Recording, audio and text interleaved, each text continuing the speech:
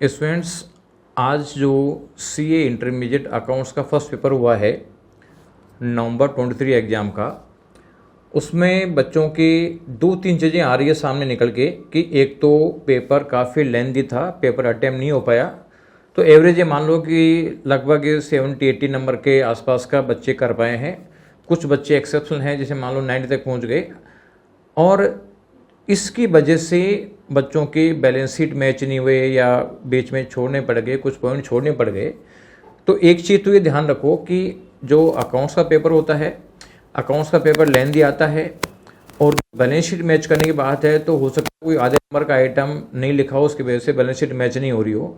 तो ये balance sheet के चक्कर में तो डरने की जरूरत नहीं है बिल्कुल भी। हो सकता है कि आपका आधा नंबर कटे, एक नंबर कटे, और आपको लग रहा हो कि यार मेरा तो क्या मालूम क्या हो गया, पूरा क्वेश्चन गलत हो गया। बैलेंस शीट मिलना कोई क्वेश्चन सही होने का प्रूफ नहीं होता है। आइटमाइज मार्किंग होती है, जितने आइटम लिख दिए उसके मार्क्स मिल जाएंगे, और बाकी जो नहीं लिखे उसके कट जाएंगे। हो सकता है आधा नंबर के आइटम की वजह से बैलेंस शीट मैच नहीं हो रहा हो और आप परेशान हो रहे हो, तो बिल्कुल भी परेशान होने की जरूरत नहीं है। और ये पेपर लेंथी होता है, लेंथी होने की वजह से आईसीआई लूज मार्किंग करता है, और ये हमेशा करता है, इसलिए आपको कहीं डरने की जरूरत नहीं है। ये मान लो कि आपके जो बीएसआई मार्क्स आ रहे थे, इससे काफ़ी अच्छे मार्क्स आएंगे, चाहे पेपर आपका खराब हुआ तो भी कोई दिक्कत नहीं है।